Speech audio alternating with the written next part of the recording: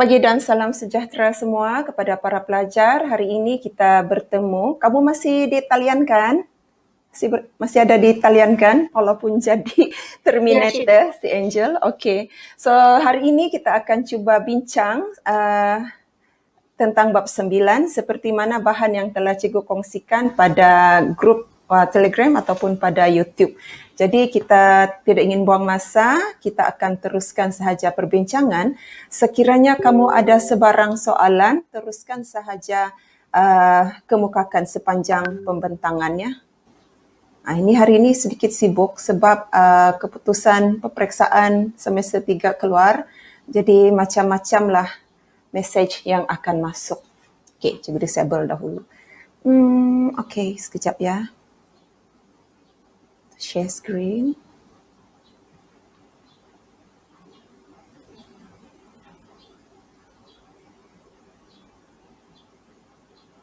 Okey, boleh nampak?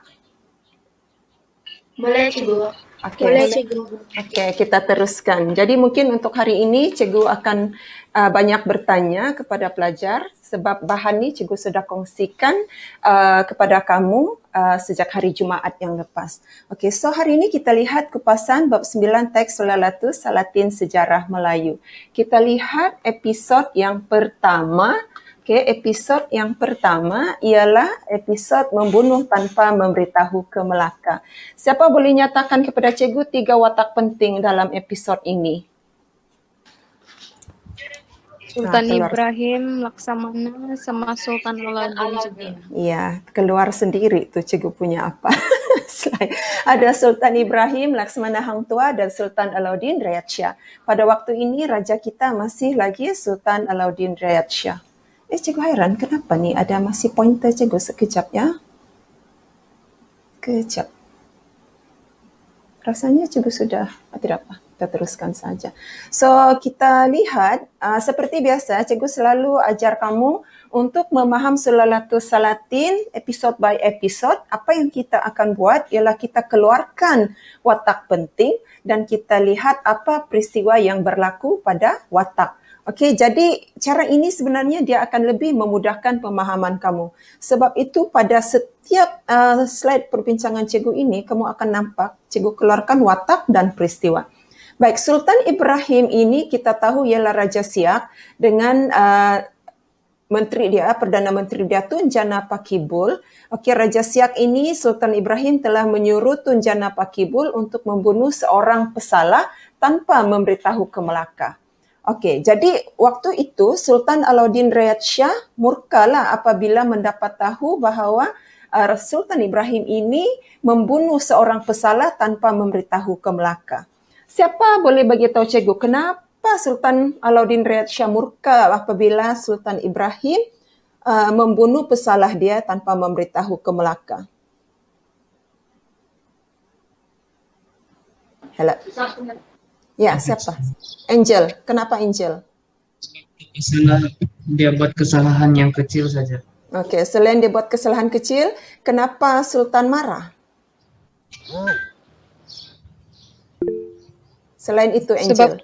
Okey. Sebab Siak merupakan negara jajahan takluk Melaka. Jadi sebab apa-apa dorang mau buat mesti inform sama Melaka sebelum dorang melakukan tindakan. Okey, betul Rosen. Sebab Siak ialah kawasan jajahan takluk Melaka. Jadi apabila kawasan jajahan takluk Melaka, dia tidak boleh menjalankan hukuman bunuh kepada pesalah tanpa memberitahu Melaka terlebih dahulu. Sebab itulah Sultan Alauddin Rayat Shah murka. Lalu Sultan Alauddin Rayat Shah mengutus Laksamana Hang Tuah untuk ke Siak. Okey, di sini kamu nampak Laksamana Hang Tuah ini dia telah diutus ke Siak untuk menegur perbuatan Sultan Ibrahim. Betul? Betul? Betul juga. Okey. So, di sini apabila Laksamana Hang Tuah ini disuruh ke Siak untuk menegur perbuatan Sultan Ibrahim dan Tun Jana Pakibul ini, di sini kamu nampak Laksamana Hang Tuah memainkan peranan dia sebagai ketua utusan. Jadi ketua utusan seperti mana yang terdapat dalam pembangunan masyarakat iaitu susun lapis masyarakat golongan bangsawan atau pembesar iaitu Laksamana berperanan sebagai ketua utusan. Di sini Hang Tuah diutus ke Siak untuk menegur perbuatan Tun Jana Pakibul yang telah membunuh pesalah tanpa memberitahu ke Melaka. Okey, ketika di Siak, Hang Tuah ini dia telah menegur Tun Jana Pakibul dengan cara yang dengan beranilah. Dia telah mengiringkan tubuh badan dia mengiring daripada Sultan Ibrahim dan menunjuk Tun Jana Pakibul itu dengan tangan kiri. So itu menunjukkan keberanian Laksamana Hang Tuah menegur Sultan Ibrahim dan juga Tun Jana Pakibul. Okey, kemudian itu peristiwa yang berlaku di sekitar watak Laksamana Hang Tuah.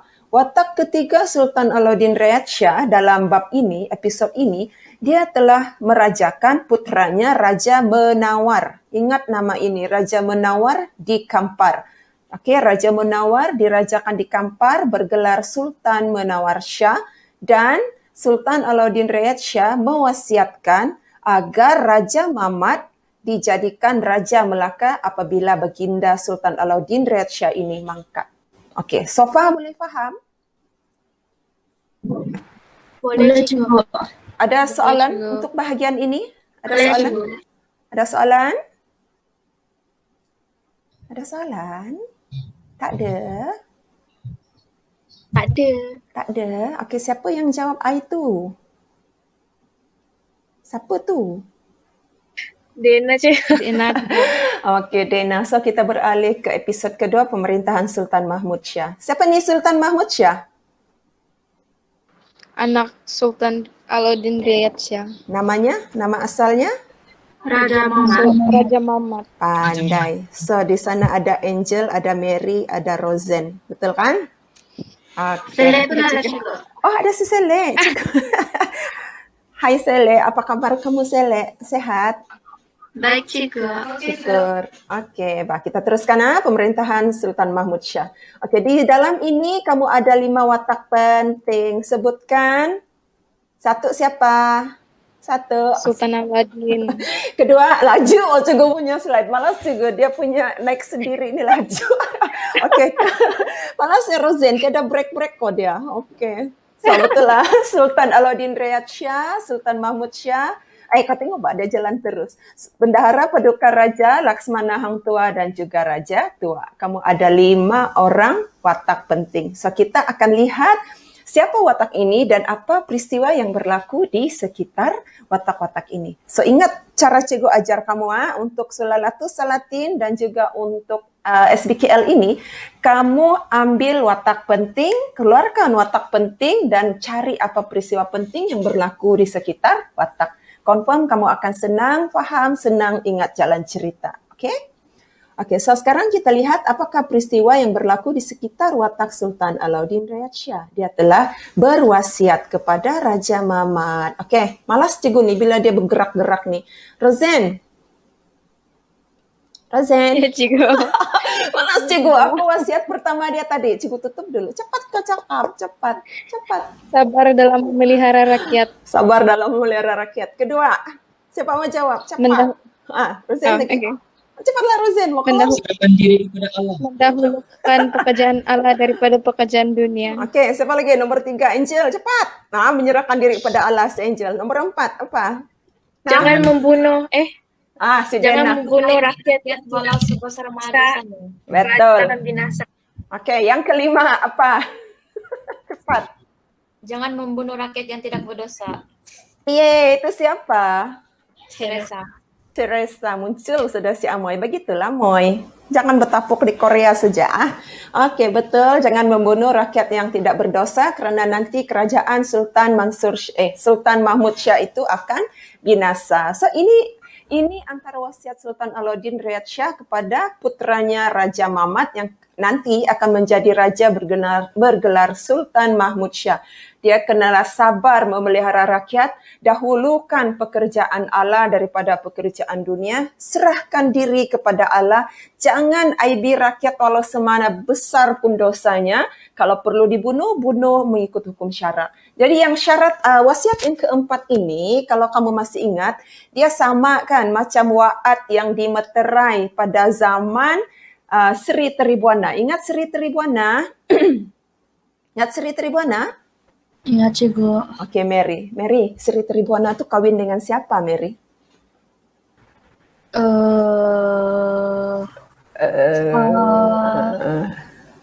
Siapa? Anak bendahara, Cikgu. Siapa? Adakah nama bendahara tuh? Ada bendahara kah? Siapa? Sang Rajunatapa. Radenata Cenderapuri. Salah, mana Sang Rajunatapa? Bukan, di Palembang. Kita bukan di Singapura, balik pergi Palembang. Ingat tuh, Cikgu. Lupa sudah kamu. Kamu ingat Sri Tribuana, dia ialah sang nila utama kan, anak kepada Raja Suran yang dirajakan di Palembang. Dia berkahwin dengan seluruh putri di Palembang, tapi semua putri yang dia kahwin tuh terkena penyakit kedal. Ingat? Ingat, Cikgu. Oke. So, akhirnya dia ingin berkahwin dengan anak demang lebar daun, dengan anak lebar daun. Jadi sebelum berkahwin dengan anak demang lebar daun, maka mereka pun memeterai wa'ad, yaitu perjanjian di antara golongan rakyat dengan golongan pemerintah. Oke, wa'ad diwakili oleh demang lebar daun, dia meminta agar raja jangan berlaku zalim kepada rakyat. Kalau rakyat itu bersalah, bunuh sahaja mengikut hukum syarak, tapi jangan diberi malu. Oke, itu permintaan dari golongan rakyat. Jadi dia apabila Sri Tribuana itu berkahwin dengan putri demang lebar daun, maka putri demang lebar daun itu tidak terkena penyakit kedal. Oke, tidak terkena penyakit kedal. Kita tidak mau balik ke bab itu sebab kita ingin maju ke bab 9. Cuma kalau kamu tengok isi wa'ad ini, dia masih sama dengan wa'ad pada zaman awal pemerintahan anak Raja Suran, putra Raja Suran, yaitu Sri Tribuana. Okay? Kemudian yang kelima, jangan bunuh rakyat tidak berdosa. Ini kita sudah bincang. Okay, next kita pergi ke watak kedua dalam episod ini, yaitu Sultan Mahmud Shah.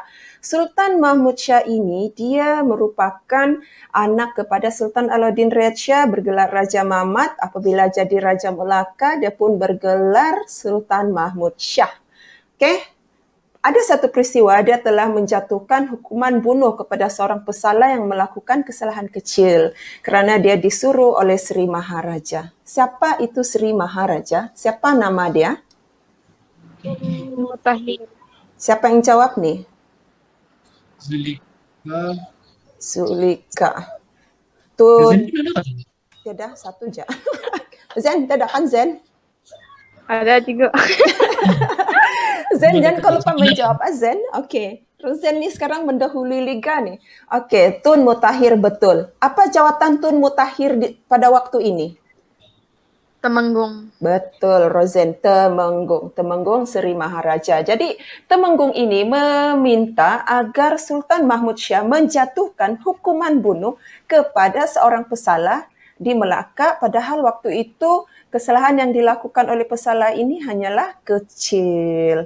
Okey, jadi apa yang berlaku ialah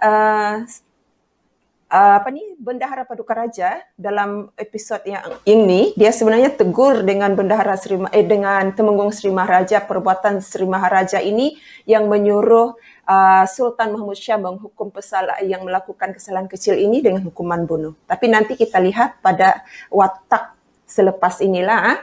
So, kemudian Sultan Mahmud Shah, dia mendendami Sri Bijadiraja. Sri Bijadiraja ini telah diberitahu oleh Bendahara Paduka Raja. Apabila Sri Bijadiraja ini balik dari Singapura, maka Bendahara Paduka Raja pun beritahulah bahawa Sultan Alauddin Riyad Shah telah mewasiatkan agar Sultan Mahmud Shah ataupun Raja Mamat ini dilantik sebagai Sultan di Melaka, Raja di Melaka. Jadi Sri Bijadiraja bilang, saya tidak dengar pun Sultan Alauddin Riyad Shah ada suruh Raja Mamat ni jadi Raja Melaka. Jadi apabila Sri Bijadiraja cakap seperti itu, kebetulan Raja Mamat ataupun Sultan Mahmud Shah dengar kata-kata Sri Bijadiraja ini. Jadi Sultan Mahmud Shah pun berasa Sri Bijadi Raja ini tidak suka berajakannya. Okay? Jadi dia pun menaruh dendamlah kepada Sri Bijadi Raja. Dia taruh dendam. Dia bilang, oh Sri Bijadi Raja tidak suka saya jadi raja. Dia lebih suka Raja Menawar. Ingat Raja Menawar kan tadi Cikgu dah cakap tuh? Ingat? Iya, Cikgu ingat. Okey, Mary, Raja Menawar dirajakan di mana? Di Kampar. Okey, betul, di Kampar. Itu ialah abang kepada Raja Mamat ataupun Sultan Mahmud Shah. Okey, so sekarang kita lihat Bendahara Tun Perak, Bendahara Paduka Raja. Okey, seperti tadi Cikgu ada katakan dia ni telah menegur perbuatan Sri Maharaja yang suruh Sultan Mahmud Shah membunuh seorang pesalah yang melakukan kesalahan kecil. Menurut Bendahara Paduka Raja, perbuatan Sri Maharaja ini akan menyebabkan Sri Maharaja suatu hari nanti akan menjadi mangsa daripada perbuatannya ini.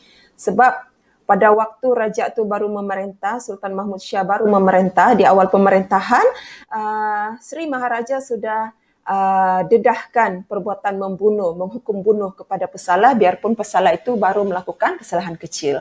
Kemudian di sini ada watak Laksamana Hang Tua yang handsome ni, boyfriend si Mary ni. Kan Mary? Boyfriend Mary ni kan?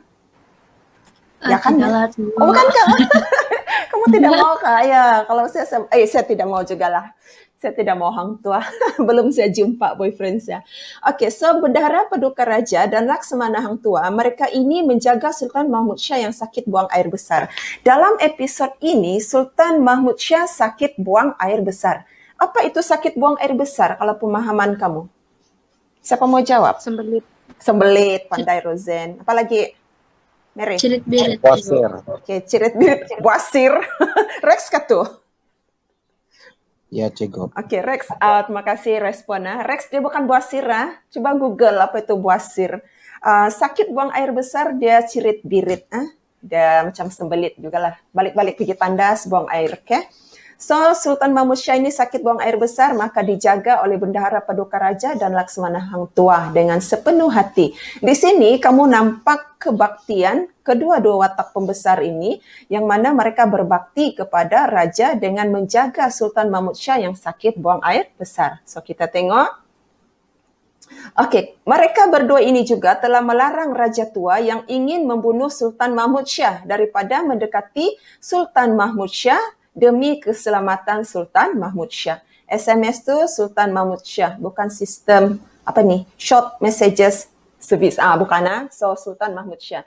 Okey, so mereka berdua melarang Raja Tua daripada mendekati Sultan Mahmud Shah. Sebab Raja Tua ini watak Raja Tua ni, dia sebenarnya walaupun dia ini nenek kepada Sultan Mahmud Shah, tetapi dia lebih sayang akan cucu dia yang di Kampar iaitu Raja Menawar. Jadi dia ingin agar Sultan Mahmud Shah itu mati agar dia boleh rajakan Raja Menawar di Kampar itu sebagai raja di Melaka. Jadi Raja Tua ni nenek yang pilih kasih. Walaupun Sultan Mahmud Shah adalah cucu dia, tapi dia lebih sayang cucu dia Raja Menawar yang di Kampar. Lalu bila Sultan Mahmud Shah sakit, Raja Tua ingin ambil kesempatan untuk bunuh Sultan Mahmud Shah supaya Raja Menawar di Kampar akan jadi raja di Melaka. Tetapi dia gagal sebab dia dihalang oleh Bendahara Paduka Raja dan Laksamana Hang Tua. Okey, cuba seorang bagi tahu cikgu apa muslihat yang ingin digunakan oleh Raja Tua untuk membunuh Sultan Mahmud Shah. Meniarap cikgu di atas Sultan Muhammad. Dia meniarap? Supaya dia lemah. Okey, so betul. Ada mau tambah? Thank you Rosen. Ada mau tambah? Anyone? Supaya dia lemas juga, dia menangisi lagi dia datang. Yes. Dia bilang, saya pergi jumpa dulu dengan Sultan Mahmud Shah, saya pura-pura dulu sedih, saya menangis dulu di atas tubuh dia. Sebenarnya saya mau kasih lemas dia, saya mau tindih dia supaya dia mati. Jadi bila dia mati, maka Raja Menawar lah nanti yang akan jadi raja di Melaka. Okey, tapi gagallah kan usaha dia sebab ni dua orang pembesar ni melarang Raja Tua ni daripada mendekati Sultan Mahmud Shah biarpun mereka berdua ini kalau perlu menderhaka, mereka akan menderhaka. Ada dalam teks Sulalatus bilang Raja Tua, kamu ni mau menderhaka kah? iya kami sanggup menderhaka, kalau perlu kami akan menderhaka sebab kami mau jaga Sultan Mahmud Shah. Okey, faham episod ini? Faham? Paham, Cikgu. Okey, syukur. Paham, Cikgu. Kita teruskan ya, boleh? Boleh? Boleh. Alright. So ini episod yang ketiga, Bendahara Paduka Raja dengan Laksmana. So dalam episod ini kita of course ada dua watak, iaitu Bendahara Paduka Raja dan juga kita ada si handsome Hang Tua, Laksmana Hang Tua. Dalam episod ini kita tahu bahawa sebelum ini mereka berdua ini telah menjaga Sultan Mahmud Shah yang sakit buang air besar. Okey, biasanya di dalam Sulalatus ada dinyatakan Bendahara Paduka Raja bersihkan beras untuk ditanak oleh Hang Tua. Hang Tua yang masak nasi untuk raja. Kemudian Bendahara Paduka Raja akan suap beri makan kepada raja dan sekiranya Sultan Mahmud Shah itu pergi ke tandas sebab buang air besar, maka Hang Tua lah yang akan bersihkan Sultan Mahmud Shah ini. Jadi berkat jagaan sepenuh hati kebaktian Bendahara Paduka Raja dan Laksmana Hang Tua, akhirnya Sultan Mahmud Shah sembuh dari penyakitnya. Lalu Sultan Mahmud Shah menganugerahi usungan kepada Bendahara Paduka Raja Tun Perak dan Laksmana Hang Tua. So Bendahara Paduka Raja ini dia enggan menggunakan usungan kerana dia tidak mahu dianggap setaraf dengan raja, ataupun lagi teruk dia tidak mahu dianggap oleh orang-orang dagang sebagai raja di Melaka. Okey, cuba nyatakan dengan cikgu, kenapa orang akan anggap Tun Perak setaraf dengan raja kalau Tun Perak guna usungan? Siapa mau jawab? Wow, hujan. Sebab orang-orang yang angkat tu, Cikgu. Kenapa? Yang membawa usungan. Kenapa? Yang membawa usungan. Ya, kenapa? Hujan gak di negara kamu, Rosen? Iya, Cikgu. Punya lebat hujan di negara kamu. Tempat cikgu ni okey je. Okey, Rosen, berhubung dengan tu, siapa yang akan angkat usungan tu? Rosen. Apa, Cikgu? Siapa yang angkat usungan kalau Bendahara Paduka Raja naik usungan dan dengan raja? Nah, lain dia tidak bagus sudah. Jadi Terminator. Okey, ada orang lain mau jawab? Okey, Angel. Kenapa Angel? Sebab yang orang yang kata usungan tu dia punya anak-anak buah dia. Okey, kalau raja juga naik usungan, siapa yang akan usung? Anak-anak buah dia juga. Okey, anak-anak buah bendahara juga yang akan usung. Jadi sama ada bendahara yang naik usungan atau raja naik usungan, orang-orang yang sama iaitu anak-anak buah bendahara juga yang akan usung. Sebab tu kalau bendahara naik usungan, artinya nanti dia akan dianggap sama taraf dengan raja. Okey, manakala orang dagang tidak kenal pun Raja Sultan Mahmud Shah sebab Sultan Mahmud Shah masih lagi kecil pada waktu itu. Jadi ini menggambarkan sikap atau nilai rendah diri pada watak Bendahara Paduka Raja. Okey, rendah diri. Boleh kamu jadikan nilai kemanusiaan atau jati diri. Okey, selain itu Bendahara Paduka Raja sentiasa memberikan perahu dan senjata yang baik kepada Hang Tua untuk digunakan melawan musuh. Okey, itu tentang Bendahara Paduka Raja. Kemudian Laksmana Hang Tua, okey, dia ada usungan macam bendahara, dia sentiasa pakai ke mana-mana. Sebab orang yang mengusung dia anak-anak buah dia itu. Tidak sama dengan anak-anak buah bendahara. Jadi Laksmana guna sahaja usungan inilah. Okey, cikgu teruskan sebab cikgu rasa bahagian ni dia sangat senang kan? Betul ke tidak Angel? Ya. Okey, so kita pergi next. Episod seterusnya wasiat Bendahara Paduka Raja. Okey, so di sini Mary. Mana Mary? Mary? Iya, Cikgu. Hari itu kan kamu tanya panjang betul umur Bendahara Paduka Raja kan? Iya, Kan Cikgu. Mary? Jadi sekarang nih Mary, dia sudah hampir ke penghujung riwayat dia sudah nih Mary. Iya, sedihnya. Ya, sedih sudah nih Mary. So, kita tengok dulu apa jadi ya. So, Bendahara Paduka Raja Tun Perak sudah hampir ke penghujung usia, jadi dia pun berwasiatlah kepada keluarga dia, kepada anak cucu dia, kepada Sultan Mahmud Shah. Kita tengok yang pertama kepada anak cucunya, Bendahara Paduka Raja berwasiat agar anak cucunya jangan tukar agama ini dengan dunia yang tidak abadi. Kemudian hendaklah sentiasa berbakti kepada Allah. Itu kepada seluruh anak cucu. Kemudian yang kedua kepada Tun Mutahhir. Apa hubungan Paduka Raja dengan Tun Mutahhir? Anyone? Bapak saudara. Pandai. Hujan lagi Rosden. Bapak saudara, yaitu Temenggung Sri Maharaja. So, di sini Bendahara Paduka Raja bilang, satu hari nanti kamu akan jadi orang besar yang melebihi kebesaran saya. Confirm. Kamu masih ingatkah macam mana Tun Perak boleh ramal ni? Siapa mau ulang? Cahaya di kepala Tun Mutahhir tidur juga. Oke, sekejap. Saya dengar suara Rex. Rex? Cikgu. Yes, coba jawab. Si kepala Tun Mutahhir karena Solo Cahaya. Dari mana tuh cahaya? Dari bulan. Dari bulan, dia tidaklah cakap dari bulan, dia dari langit. Kemudian apa jadi? Apa jadi cahaya tuh? Dia sekejap aja sehingga di kepala si Tun Mutahhir. Oke, sekejap saja, kemudian cahaya tuh hilang kan? Ya. Oke, apa maksud tuh kalau cahaya tuh hilang? Dia jadi orang besar tapi sekejap saja dia bilang. Betul. Thank you.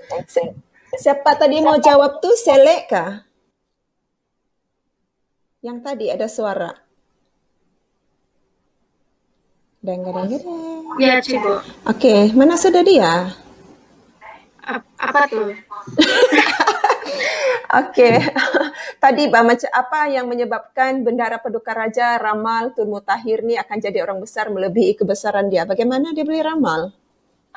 Dia nampak cahaya di kepala si Tun Mutahhir. Habiskan.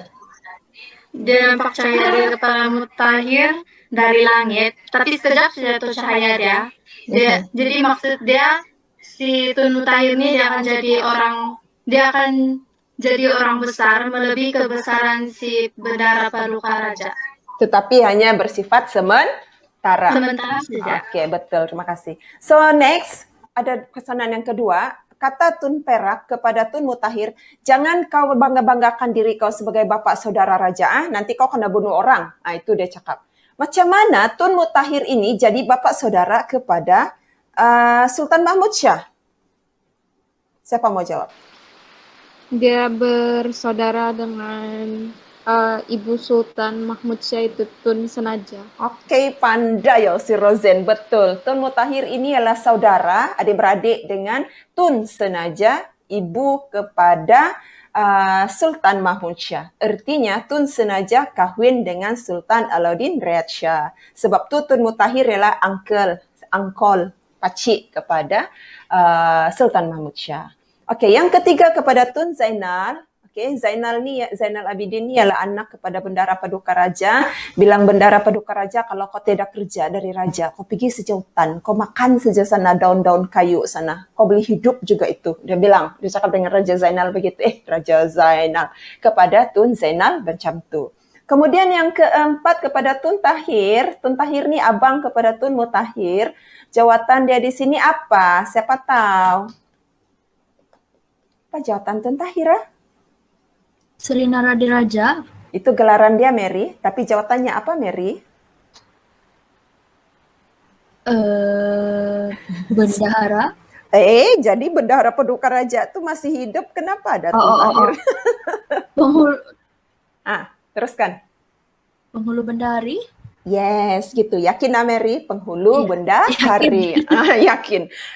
Jangan tulis penghulu bendahara. Ada pelajar yang tulis penghulu bendahara dalam jawapan ujian. Jadi apabila penghulu bendahara, cikgu terus kasih salah. Tak boleh bagi markah. So, penghulu bendahari.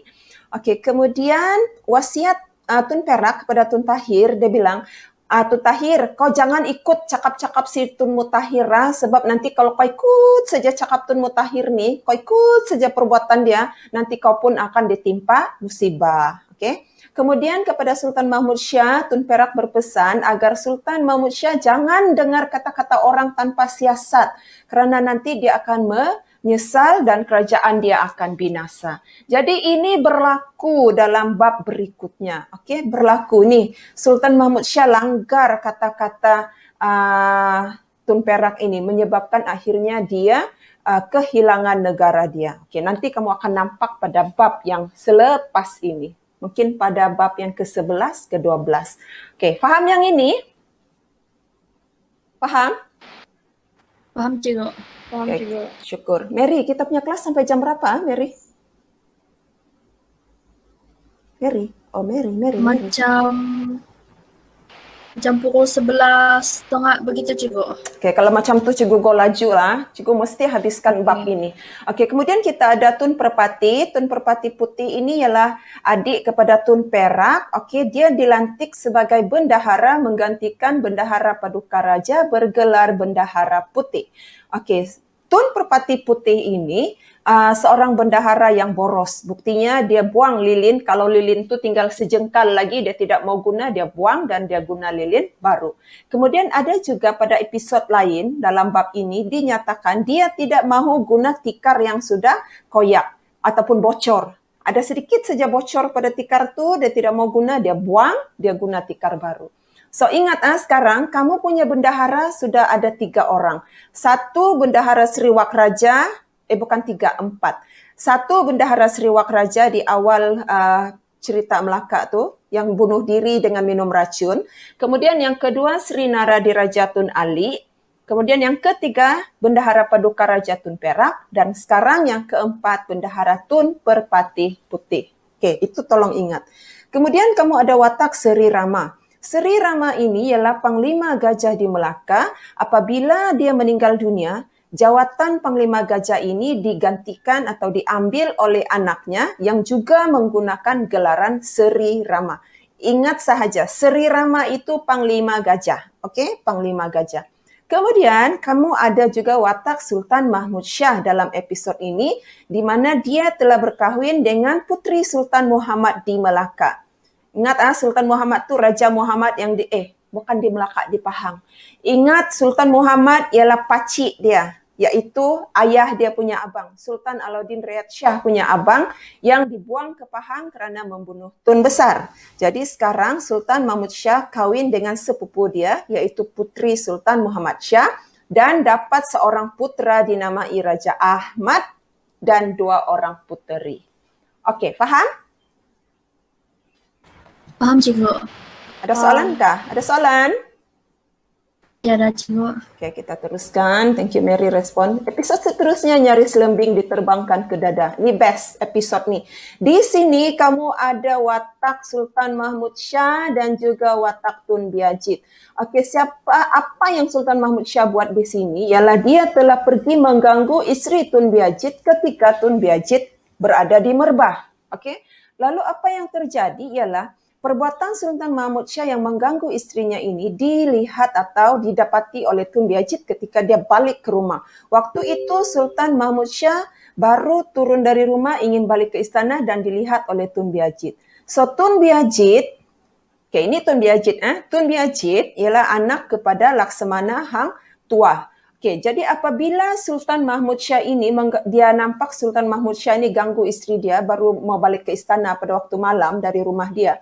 Maka Tun Biajit pun menegur Sultan Mahmud. Katanya, nasib baik kau ini raja saya. Ini dalam bahasa muda. Nasib baik kau ini raja saya. Kalau kau bukan raja saya sudah bunuh kau. Dia bilang begitu. Jadi waktu itu, kalau sebenarnya Tun Biajit mau bunuh Sultan Mahmud Syah, tiada masalah sebab waktu itu Sultan Mahmud ini hanya diiring oleh beberapa orang hamba. Tidak ada banyak orang yang mengiring baginda. Jadi tetapi oleh sebab Tun Biajit ini seorang yang setia kepada raja, dia tidaklah bertindak membunuh Sultan Mahmud Syah. Apa yang dia buat, dia timang lembing dia di tangan. Sebenarnya lembing tu dia timang, dia mau humban terbangkan kepada Sultan Mahmud Syah, ke dada Sultan Mahmud Syah. Sebab dia marah Sultan Mahmud Syah ganggu isteri dia. Tapi lantaran setianya dia pada Sultan Mahmud Syah, dia tidaklah terbangkan lembing itu, tapi dia marah dengan Sultan Mahmud Syah kerana mengganggu istrinya. Kemudian Tun Biajit ceraikan istri dia. Dia ceraikan istri dia, kemudian Sultan Mahmud Syah pun anugerahkanlah sebelum tu. Dan Tun Biajit ini enggan menghadap dan bekerja dengan Sultan Mahmud Syah. Dia tidak sudah mau menghadap Sultan Mahmud. Lalu Sultan Mahmud Syah anugerahkan Tun Biajit ini Tun Sendari, gundik dia. Dia anugerahkan, Sultan Mahmud Syah anugerahkan gundik dia Tun Sendari kepada Tun Biajit. Okay? Kemudian, selepas peristiwa isteri Tun Biajit ni diganggu, kita tengok ini ya, balik kepada Sultan Mahmud Syah. Sultan Mahmud Syah ini, dia pergi ke rumah Tun Dewi. Tun Dewi ni. Dia pergilah rumah Tun Dewi pada waktu malam. Tapi bila dia sampai di rumah Tun Dewi, dia nampak di rumah Tun Dewi itu ada seorang lelaki iaitu Tun Ali Sandang. Jadi Sultan Mahmud Syah marah. Lalu dia suruh Tun Isap bunuh Tun Ali Sandang. Okay? Ada soalan? Ada soalan? Ada, Cikgu. Betul-betul kamu faham episod ni? Betul-betul faham? Angel? Cikgu yang menimang lembing tu macam mana lah dia punya perbuatan? Oh, macam mana perbuatan dia? Kau pegang tu pen kamu Mary, macam ni, pegang kan, macam ni. Ibaratnya ni pen ialah lembing, dia timang begini sajalah. Macam dia mau pergi kasih ready untuk mau umban, tapi dia timang begini. Faham? Nampak tak cikgu? Oh, nampak cikgu. Dia macam ni lah, dia timang. Macam kalau kita mau rejam lembing kan, kita begini kan, begini kan. Kita mau rejam tapi kita tidak kasih lepas. Begitu. Okay, Mary? Okay, Mary? Iya, oke cikgu. Okay, so kita teruskan episod seterusnya, iaitu episod pembunuhan Tun Ali Sandang. So, peristiwa pembunuhan Tun Ali Sandang ni ada kaitan dengan episod tadi. Kenapa ada suara cikgu ni? Sekejap. Oh my God. Kejap ya, cikgu buang dulu suara cikgu. Tahu kamu mau dengar suara cikgu meng-explain. Okay, so dalam episod ini, macam suara dalam video aja kan. Dalam episod ini, watak penting kita Tun Isap. Kamu tahu tadi, pada episod sebelumnya, Tun Isap disuruh oleh Sultan Mahmud Syah untuk bunuh Tun Ali Sandang yang berada di rumah Tun Dewi. Artinya sana Sultan Mahmud Syah marahlah, cemburuklah Tun Ali Sandang tu ada di rumah perempuan yang dia mau pergi jumpa. Okay, di sana kamu nampak perwatakan Sultan Mahmud Syah yang mementingkan hawa nafsu. Suka ganggu isteri orang, pergi melayan perempuan pada waktu malam. Sehingga akhirnya apabila dia nampak ada orang lain di rumah Tun Dewi, dia suruh Tun Isap bunuh Tun Ali Sandang. So kita lihat peristiwa pertama pada watak Tun Isap ialah dia pun pergilah bunuh Tun Ali Sandang. Kemudian Tun Ali Sandang ini oleh kerana dia ialah keluarga kepada Seri Wak Raja, maka Seri Wak Raja pun ingin membunuh Tun Ali Sandang. Ingin membunuh Tun Isap sebab Tun Isap bunuh keluarga Seri Wak Raja iaitu Tun Ali Sandang. Boleh faham? Boleh faham? Boleh faham? Boleh, Cikgu. Okey, saya teruskan. Kemudian apa terjadi? Maka Sultan Mahmud Syah pun suruh Tun Isap supaya lari ke Pasai. Lari ke Pasai supaya Tun Isap tidak dibunuh oleh Seri Wak Raja. Jadi Tun Isap pun larilah pergi ke Pasai, tetapi ketika dia di Pasai, dia tidak mau sembah Raja Pasai. Kemudian dia lari lagi pergi ke Haru dan ke Brunei, tetapi di sini pun dia enggan menyembah Raja Haru dan Raja Brunei. Lalu dia pun bertekad mahu kembali ke Melaka kerana baginya Melaka tanah tumpah darah dia. Dia lahir di Melaka, dia rela mati pun biarlah di Melaka. Lalu dia pun balik ke Melaka. Ketika di Melaka, dia telah diikat oleh Sultan Mahmud Syah dengan menggunakan destar raja dan disuruh hantar kepada Seri Wak Raja. So kamu imagine Tun Isap diikat dengan destar raja. Tangan dia diikat, kemudian disuruh hantar kepada Seri Wak Raja dengan harapan apabila Seri Wak Raja nampak Tun Isap ini diikat dengan destar raja, Seri Wak Raja tidak akan bunuh Tun Isap. Tetapi yang berlaku ialah Tun Isap dibunuh oleh Seri Wak Raja. Waktu Tun Isap ini dibawa kepada Seri Wak Raja sedang menaiki gajah. Bila sedang menaiki gajah, dia sedang pegang kusa.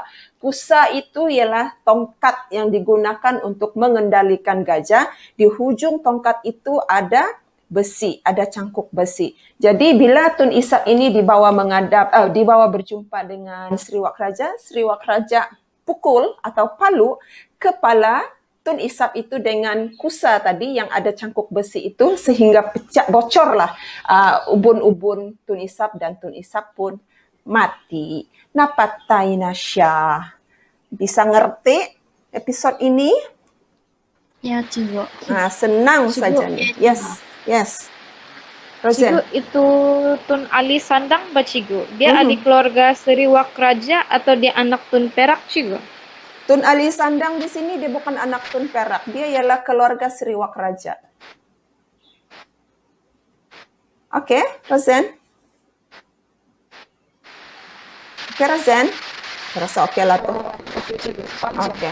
So next kita ada sikap Sultan Mahmud Shah yang pilih kasih. Dia sayang 4 orang pembesar dia. Yang pertama Seriwak Raja, kedua dia sayang Tun Umar, ketiga dia sayang Hang Isa Pantas, dan yang keempat dia sayang Hang Husain Cengang. Dia sayang ini lebih daripada orang besar-besar yang lain. So next kita tengok apabila Sultan Mahmud Shah sayang akan 4 orang besar dia, maka dia pun cakaplah dengan orang besar dia ni, mintalah apa yang kamu mau saya akan bagi. Jadi Seriwak Raja meminta agar dia dijadikan Panglima Gajah. Ingat Seriwak Raja minta dijadikan Panglima Gajah, tapi Sultan Mahmud bilang masa itu masih ada Panglima Gajah. Siapa Panglima Gajah kamu waktu itu? Sri Rama. Sri Rama, betul Mary. Kamu ada Sri Rama. Jadi apa bilang Sultan Mahmud Shah? Apa bilang Sultan Mahmud Shah bila Seriwak Raja minta dijadikan panglima? Tunggu dia mangkat dulu. Tunggu dia mati dulu. Oke, so ada Rosen, ada Sele, ada Mary kah? Tidak, Cikgu. Oke, so kata Sultan Mahmud, selepas Sri Rama meninggal, saya akan jadikan kamu sebagai Panglima Gajah. Kemudian Tun Umar, dia minta dijadikan Laksmana, tapi Raja bilang, Sultan Mahmud bilang, Hang Tua masih hidup. Kalau dia meninggal, saya akan jadikan kamu Laksmana. Kemudian Hang Isa Pantas minta agar diberikan emas 23 kati dan kain 23 banian. Okey, benda ni Sultan Mahmud bagi terus. Sebab ini senang membagi, benda sudah sedia ada kan. Jangan minta jawatan lah. Okey, kemudian Hang Husain Cengang minta kerbau 13 kelamin, hamba 50 orang pun dapat. Okey, serta merta dapat. Jadi ini menunjukkan Sultan Mahmud Shah pilih kasih. Okay, ada soalan tanya? Kalau tidak, cikgu teruskan. Tidak soalan. Tidak soalan. So next, kita pergi episod yang seterusnya, telatah orang-orang dikasihi raja. Okey, 4 orang tadi ya. Yang pertama ialah Seriwak Raja, yang kedua ialah Tun Umar, yang ketiga ialah Hang Isa Pantas, yang keempat ialah Hang Husain Cengang. Ingat 4 orang itu. Okey, so di sini Seriwak Raja ni dia sengaja berlambat-lambat apabila dipanggil menghadap raja. Apa yang dia buat ialah dia baring, dia tidur, dia buang air, dia pergi mandi, dia pakai pakaian, dia tukar pakaian berbelas-belas kali. Kemudian dia duduk di buayan, dia naik balik pergi rumah. Dia sengaja melambat-lambatkan arahan raja yang panggil dia masuk menghadap. Siapa sahaja yang boleh percepatkan Seriwak Raja? Bila raja ingin panggil Seriwak Raja menghadap, siapa watak yang boleh lajukan Seriwak Raja? Tun Isap, Cikgu. Okey, kita ada watak Tun Isap Beraka. Jangan Tun Isap, Tun Isap Beraka. Jadi Tun Isap Beraka guna hela. Cikgu terpaksa cakap laju so kita kejar masa. Dia gunakan hela untuk cepatkan Seriwak Raja. Dia minta tikar. Okey, dia minta tikar. Dia bilang, bagi saya tikar. Sudah kena bagi tikar, bagi saya makanan. Sudah kena bagi makanan, bagi saya minuman. Jadi macam-macam dia minta kan. Jadi bila Seriwak Raja nampak Tun Isap Beraka ni minta itu, minta ini, sementara tunggu dia bersiap untuk pergi jumpa Raja, Seriwak Raja pun bilang, tidak boleh jadi nih. Saya mesti cepat-cepat bersiap dan pergi jumpa Raja. Makin lama saya bersiap, makin banyaklah yang si Tun Isap Beraka ni minta. Jadi dia pun lajulah bersiap dan pergilah menghadap Raja. Kemudian Seriwak Raja ni ingin kahwin dengan anak Kadi Manawar. Okay, lalu Kadi Manawar ni sebenarnya dia sudah setuju untuk kahwinkan Seriwak Raja dengan anak dia. Cuma dia motes dahulu. Kalau Seriwak Raja ini berjaya masuk ke kampung dia yang dipasang mercun dan periuk api, okey, dia akan jalankan majlis perkahwinan. Tapi kalau tidak, maka tidak jadi kahwin. Okey, jadi waktu itu apa yang berlaku ialah Seriwak Raja ni, dia naik kuda yang bernama Balidsi. Balidsi milik Sultan Mahmud Shah. Tapi bukan kuda ya, gajah. Cikgu cakap kuda kah? Kenapa cikgu suka kuda ni ya? Dia naik gajah Sultan Mahmud Shah yang bernama Balidsi. Bila gajah ini mendengar letupan bunyi mercun dan periuk api, maka Balidsi ini pun melarikan diri. Dia tidak berani masuk pergi kampung Kadi Menawar. Jadi Seriwak Raja, dia ni ada ilmu kuda. Bila gajah, ilmu gajah. Apabila Seriwak Raja ini nampak gajah tu lari, okey, gajah pada waktu itu dikendalikan oleh Tun Abdul Karim, jika cikgu tidak silap. Lalu Seriwak Raja suruh Tun Abdul Karim ni untuk beranjak dan dialah yang kendalikan gajah itu. Jadi oleh sebab dia memiliki ilmu gajah, maka gajah tadi yang penakut apabila dengar bunyi mercun tu terus lari, kali ini gajah itu menjadi berani dengan merempuh sahaja pintu pagar Kadi Menawar. Maka apabila ini terjadi, maka dikahwinkanlah Kadi Menawar itu, anaknya itu, dia kasih kahwinlah dengan Seriwak Raja. Okey, kemudian Seriwak Raja ni dia ada ilmu kuda. Okey, buktinya apabila seorang patan datang ke rumahnya, orang patan ni ada ilmu kuda juga ya. Tapi bila orang patan ini disuruh oleh Seriwak Raja untuk naik kuda dia, orang patan ini jatuh dari kuda dia.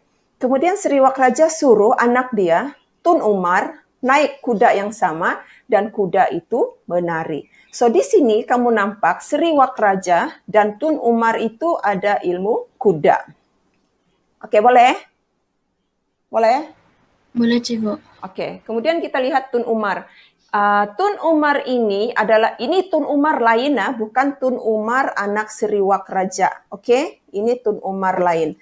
Tun Umar yang disayangi oleh Sultan Mahmud Shah ini ialah anak Seri Bijadiraja Datuk Bongkok yang sangat berani dan gila-gila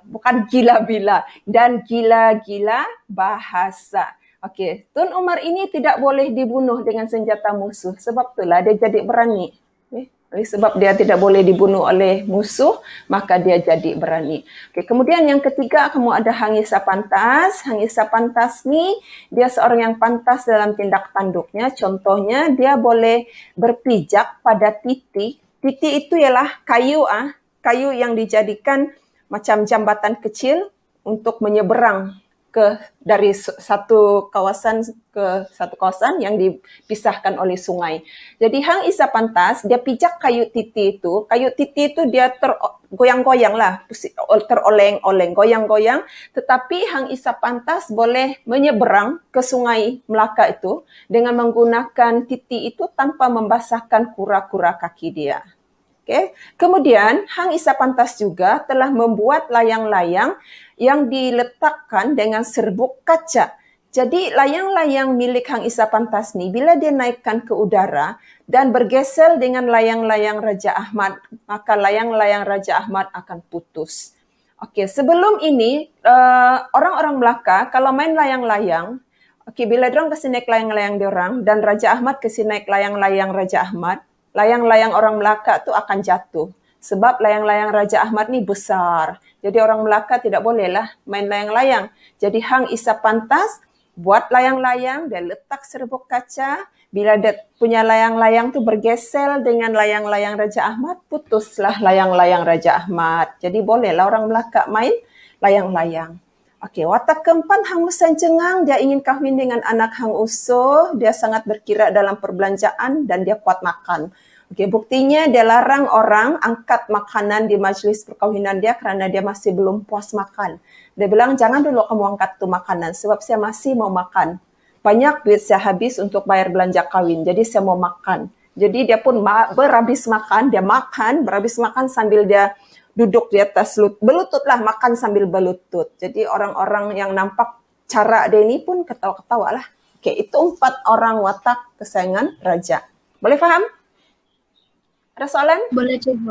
Ada soalan? So far tiada juga. Oke, so saya teruskan. Oke, di sini juga kamu ada watak Sultan Mahmud Shah. Dua peristiwa penting yang berlaku ialah yang pertama, Sultan Mahmud Shah bunuh Srivijaya Diraja. Kalau kamu masih ingat, tadi Cikgu ada cakap Sultan Mahmud Shah itu dia berdendam dengan Srivijaya Diraja kerana menganggap Srivijaya Diraja itu tidak suka berajakannya dan ingin berajakan Raja Menawar. Masih ingatkah? Masih ingat? Ingat juga. Bagus, Mary. Masih juga. Oke, so di sini apa yang berlaku ialah Srivijaya Diraja ni kan dia di Singapura, dia tidak pergi balik ke Melaka untuk menghadap Sultan Mahmud Shah ketika hari raya. Jadi marah lagilah Sultan Mahmud Shah kepada Srivijaya Diraja sebab Srivijaya tidak masuk menghadap Sultan masa hari raya.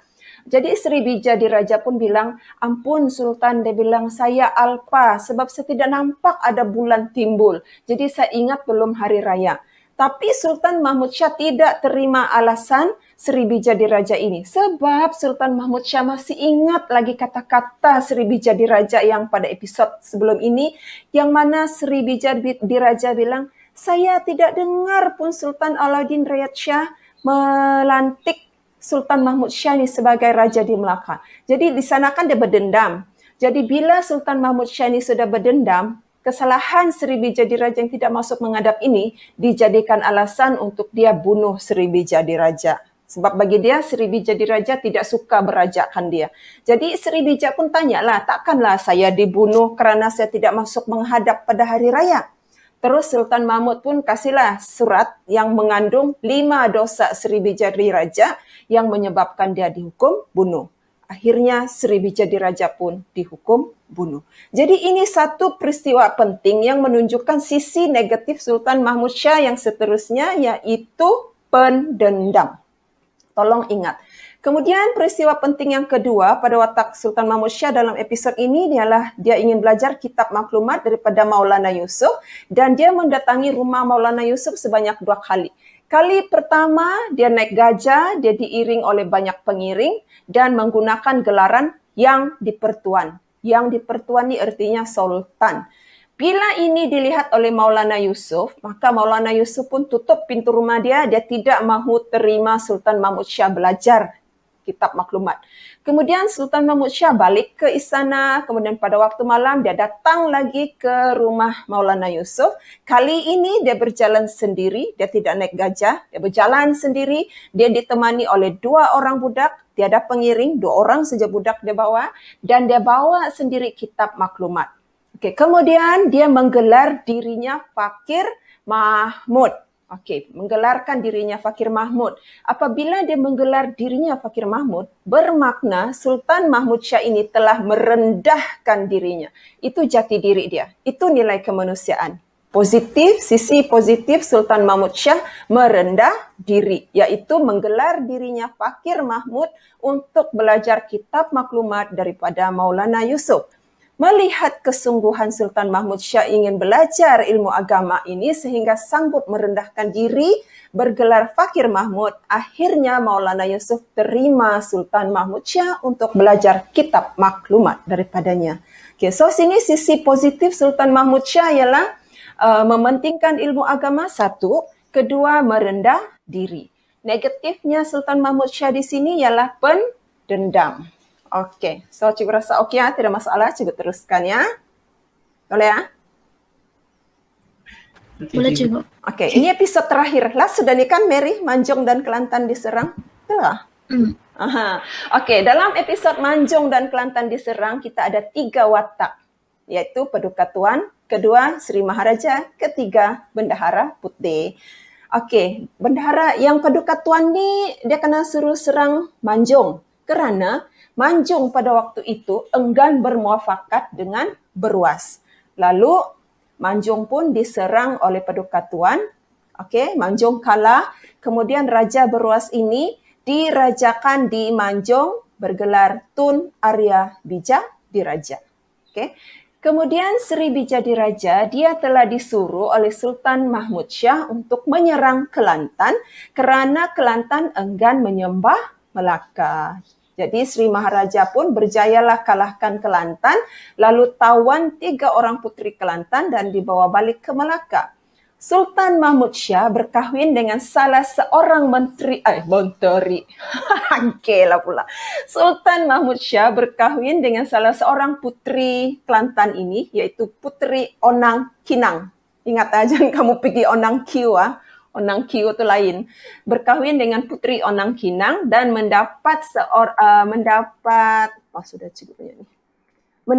orang anak yang dinamakan Raja Ma, Raja Muzaffar, dan Raja Dewi.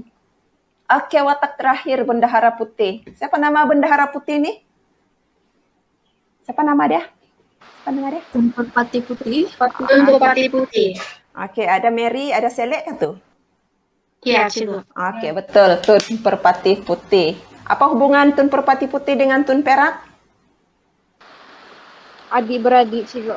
Pandai si Rosen, negara dia masih hujan. Oke, adik-beradik dengan Tun Perak. So, Bendahara Putih ini menganggap dirinya lebih hebat daripada Bendahara Paduka Raja sebab dia tidak perlu pergi berperang, dia tidak kena suruh pergi berperang. Dia suruh saja anak-anak buah dia nih, Paduka Tuan dengan Sri Maharaja untuk serang Manjung dan Kelantan dan menang. Jadi dia bilang, saya yang hebat bukannya Bendahara Paduka Raja, saya tidak payah berperang. Anak buah saya pergi berperang, menang. Oke, so itulah kesudahan cerita dalam bab 9 Selalatus Salatin. Ada apa-apa soalan?